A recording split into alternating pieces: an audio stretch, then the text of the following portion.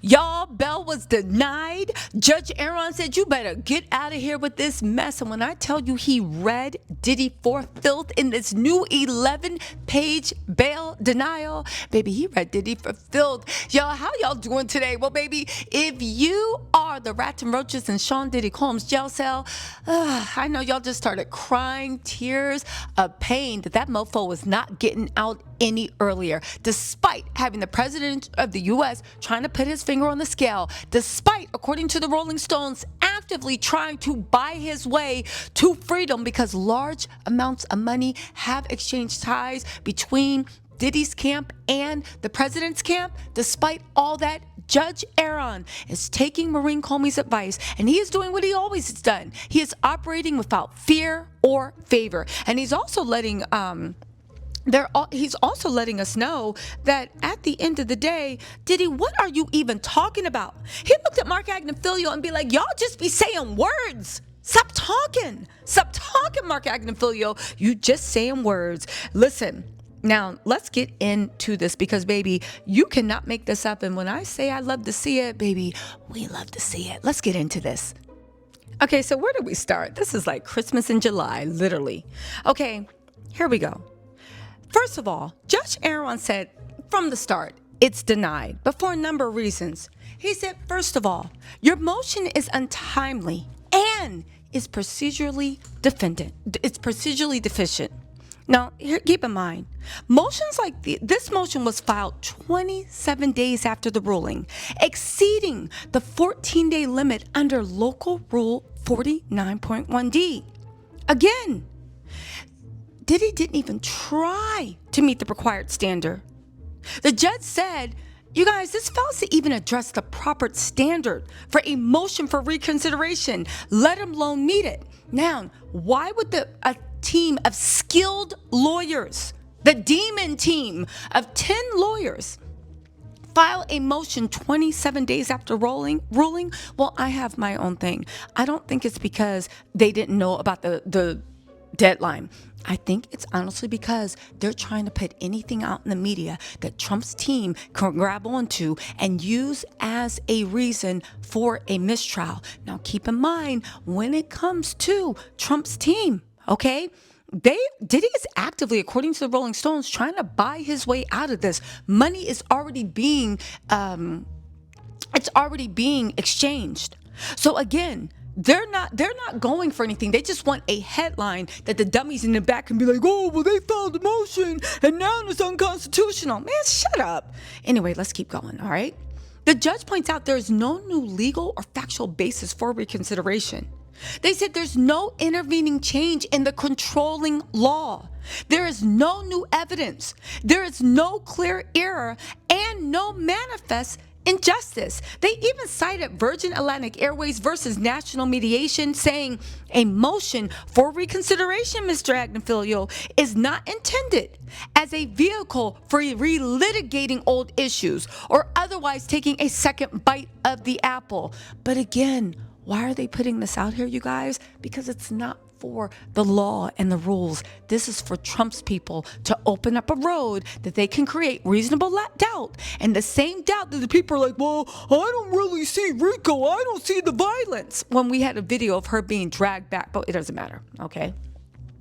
He also said that the mandatory detention applies, and that is it. He's not even taking it back.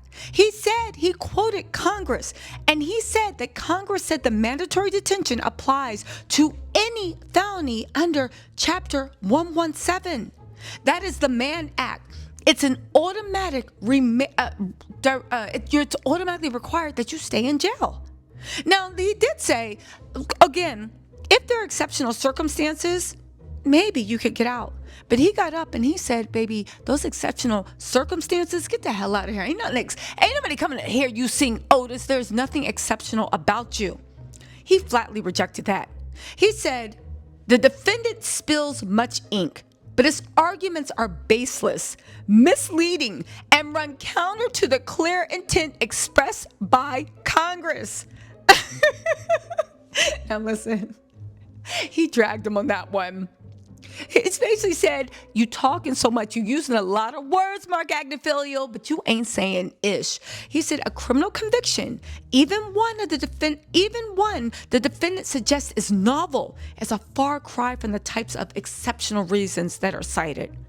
Prior similar cases involved less violent, less persistent, and more cooperative defendants. What do we mean by more cooperative? Y'all remember that hidden cell phone? The feds raided Diddy's thing and said, yo, if you got any other evidence, electronic devices or whatever, you need to pass those along under this search warrant and court order. Diddy found the cell phone. He did not give it up. He called KK and said, yo, I think I got some evidence, right? The evidence turned out to be a nothing burger to help Diddy, but the whole thing is the feds were like, yo, give us the cell phone. Diddy refused to get the cell phone. He cited employee client privilege. He cited this, he cited that. At the end of the day, the judge had to give an actual order that he hand the phone over. Again, Diddy has been trying to not cooperate with the court as much as possible, okay? Again, these similar cases that Mark Agnifilio is showing involve less violent, less persistent, and more cooperative defendants. And get this, he also said, Diddy, we don't care how uncomfortable you are in the MDC. Those conditions do not justify release. Again, the fact that Judge Aaron said, I looked into it, and staffing and medical care improvements at MDFC have gone so much more since that January 2024 Chavez decision have increased greatly. They said the MDC has been very responsive to us. The MDC gave us good access to Diddy.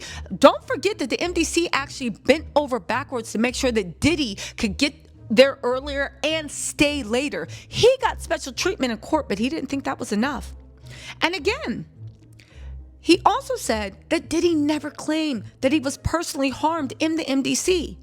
He said the motion is devoid of any claims that the defendant himself was impacted in any way by those conditions. I would go one step forward and say, wasn't Diddy floating things that he was a hero? He was a celebrity in the MDC. When he came back, he got a standing ovation because everybody was like, wow, I can't believe you did it. What happened, Diddy? I thought according to you, you was running that jail. Was that more PR spin? Or were you lying then or are you lying now? More importantly, Judge Aaron goes to say he is still a danger to the community. He said that Diddy even admitted, he said, the defense full-throatedly in its closing argument told the jury that there was violence here, and domestic violence is violence.